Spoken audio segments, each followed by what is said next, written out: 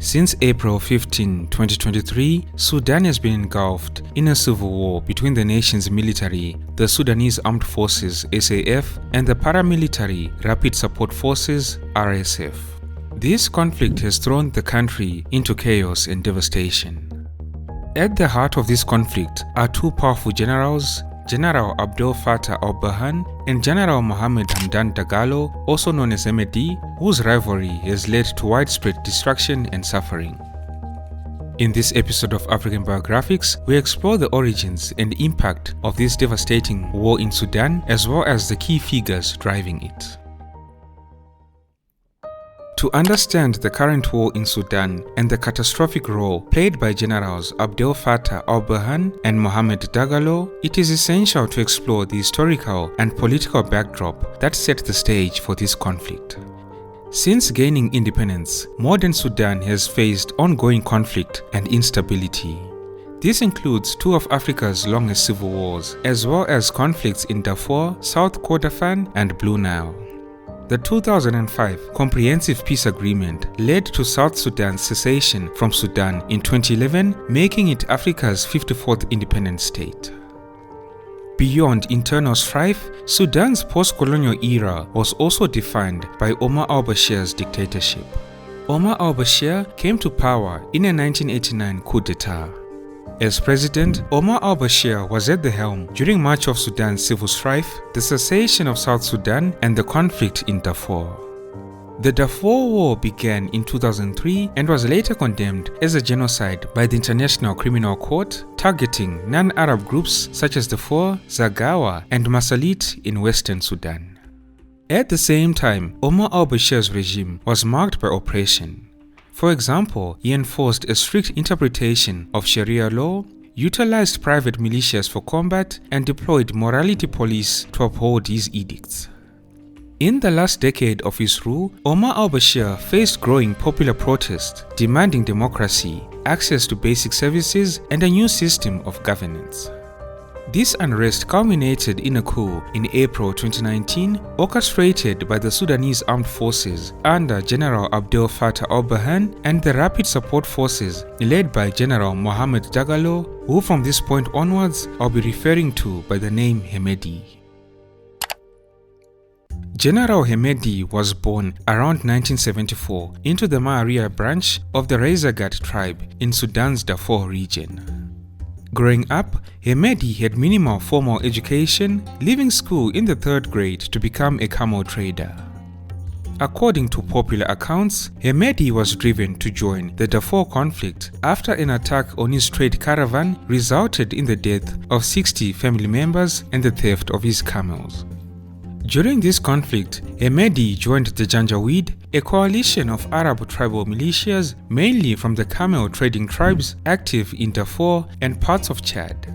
His rise through the ranks attracted the attention of President Omar al-Bashir, who was enlisting Janjaweed fighters to suppress non-Arab groups revolting against his rule in Darfur beginning in 2003.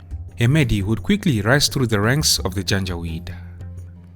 In 2013, the Janjaweed, previously loosely coordinated, was formally organized into the Rapid Support Forces with the backing of President Omar al-Bashir and under the leadership of General Hemedti. The existence of such a powerful force outside the regular army was viewed as a potential significant source of instability for Sudan, and this has since proven to be true.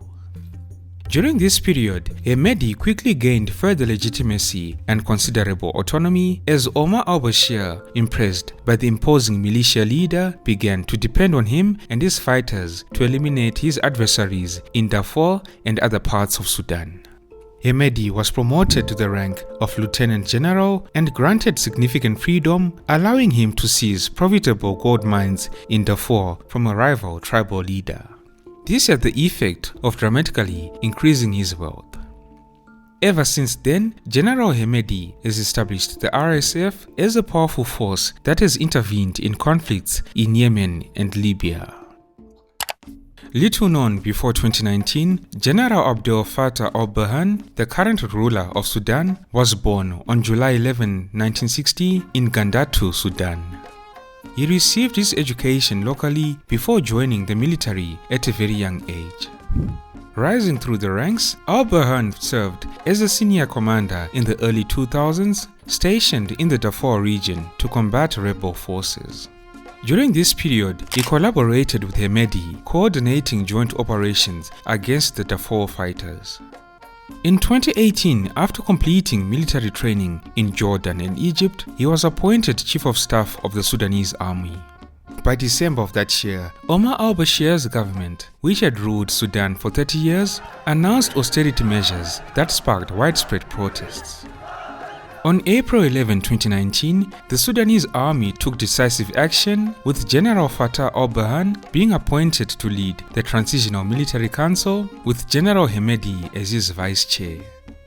The end of Omar al-Bashir's 30-year rule created a power vacuum in Sudan, providing a golden opportunity for the two generals to vie for dominance and assert their influence.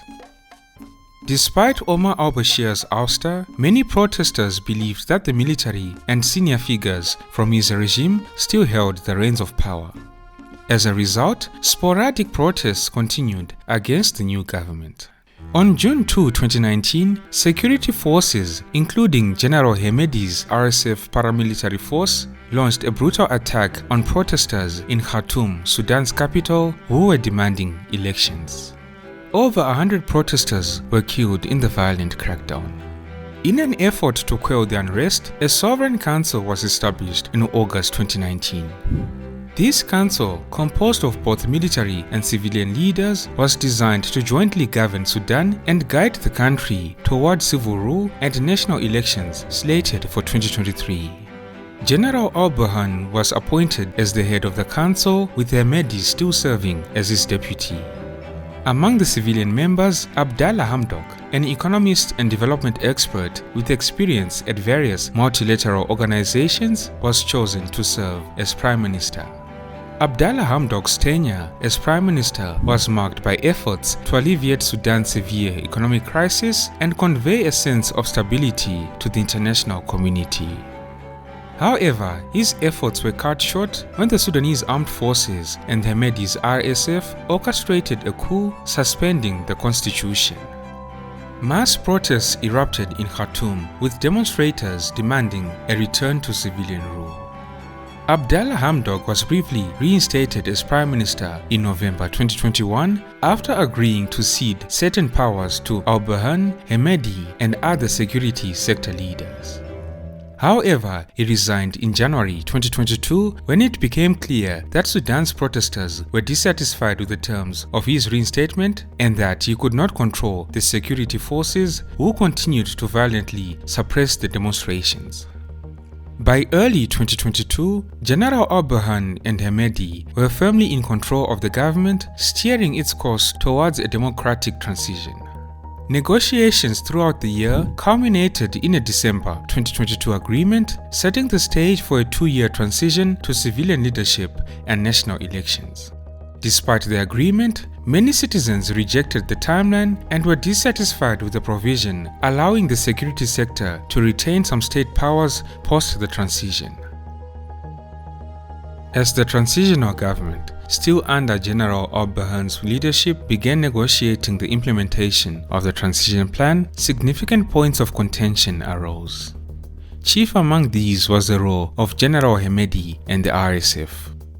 The agreement called for the eventual integration of the RSF into Sudan's official armed forces and also stipulated that both the SAF and the RSF would come under civilian leadership. However, one of the deal's major weaknesses was the absence of a specific deadline for the RSF's integration into the SAF. General al-Burhan advocated for a 2-year process, while General Hemedti suggested a 10-year timeline. By early 2023, the leaders had missed a crucial deadline to finalize the conditions for the agreement's implementation, highlighting the ongoing tensions regarding the RSF's role, its relationship with the SAF, and the future of both forces under an elected government. Some observers say that the call to integrate the RSF into the SAF would have helped General al-Burhan avoid a challenge to his authority by stripping General Hemedti of his own power. As the months went by, the power struggle between al-Burhan's SAF and Hemedti's RSF continued to impede the country's transition efforts. By early April 2023, SAF forces were stationed along the streets of Khartoum while RSF soldiers were deployed throughout Sudan. On April 15, a series of explosions rocked Khartoum, accompanied by heavy gunfire. Both SAF and RSF leadership accused each other of initiating the conflict. Though it remains unclear who fired the first shot, what ensued was an undeniable catastrophe for the entire nation. This situation was unprecedented. Historically, Sudanese governments had waged war against rebels in the country's peripheries since independence in 1956, but never before had such intense fighting engulfed Khartoum or other parts of the central riverine region. Hemedti's RSF, trained extensively in street fighting, leveraged their mobility and agility in the urban warfare around the capital. In response, General al-Burhan utilized the SAF's aerial bombardment, drone attacks and artillery to target RSF hiding places among the civilian population and disrupt their supply lines from Darfur.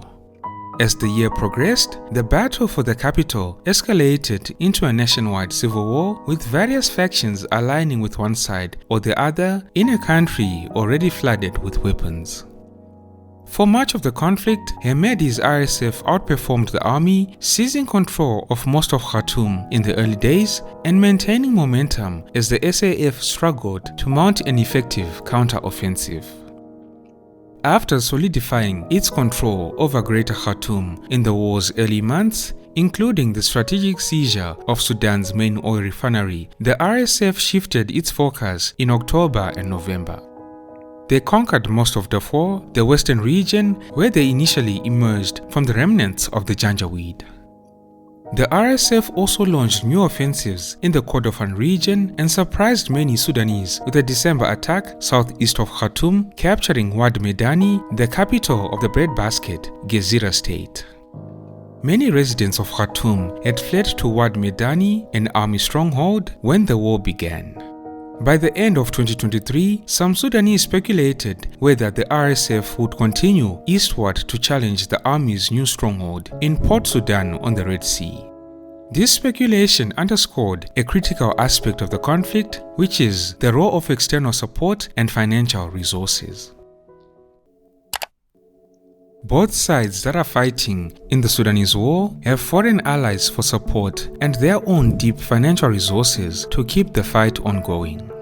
The RSF is financed by Hemedti's extensive gold smuggling operations spanning decades, while the SAF benefits from its deep entrenchment in Sudan's economy, ranging from agriculture to oil. The SAF controls most of the agricultural lands in the east, as well as the crucial oil terminal in Port Sudan on the Red Sea. Meanwhile, Sudan's ongoing conflict has also attracted foreign interests, turning the country into a battleground for international agendas, with some people even calling it a proxy war. Egypt and Saudi Arabia support the SAF, while General al-Burhan has also sought to bolster his forces by strengthening ties with Iran. Conversely, the United Arab Emirates has faced widespread accusations of supplying arms and resources to the RSF.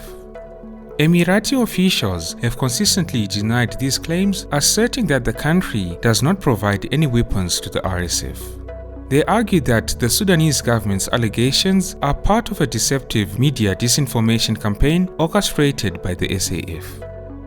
Also, Russia appears to be hedging its bets by supporting both sides. Wagner mercenaries had been active in Sudan for years, primarily backing the RSF. Following the outbreak of the hostilities between the SAF and the RSF, the Wagner Group was accused of supplying the RSF with surface-to-air missiles from its bases in Libya and the Central African Republic. However, the government in Moscow has recently adopted a more balanced approach as it aims to secure a naval facility in Port Sudan, where General al-Burhan's government has retreated in exchange for providing arms to the SAF. This is all while peace talks in Sudan have repeatedly failed due to deep-seated mistrust between the SAF and the RSF, continued external support to both sides, and disagreements over power sharing and military integration timelines. Thousands of people are leaving Sudan's southeastern state. It follows the capture of the provincial capital Sinjar by the paramilitary Rapid Support Forces. Concerns are growing over escalating violence, and human rights groups are warning of a worsening humanitarian crisis. They are citing mass displacements caused by recent clashes. And this means that 6.5 million Sudanese children have been forced out of school as a result. BBC The current epicenter of the Sudan war is al-Fasher, the capital of North Darfur and the last SAF stronghold in the region. Once home to 3 million people, al-Fasher has been besieged by the RSF despite SAF support from local militias. This siege of al-Fasher by the RSF has resulted in hundreds of casualties, overwhelmed hospitals and blocked food supplies. Sitting under a tree with little food and water, exposed to the fierce heat and seasonal rains of Sudan's northern Darfur, Amna and Makbula say they have nowhere to go. They fled their homes in the city of al-Fasher, where fighting rages in what's being described as one of the biggest battles since the conflict began 14 months ago. We were very scared. There was heavy shelling and gunfire, so we left our house and went to another neighborhood. We finally managed to leave al-Fasher as a group of 21 people. We have missing families whose fate we don't know. We have no idea if they're dead or alive. If the RSF captures al-Fasher, they will control nearly a third of Sudan, including its western borders with Libya, Chad, the Central African Republic, and South Sudan, as well as Khartoum. In this current war in Sudan, no reliable death toll is available, but it is widely believed that tens of thousands of people have been killed.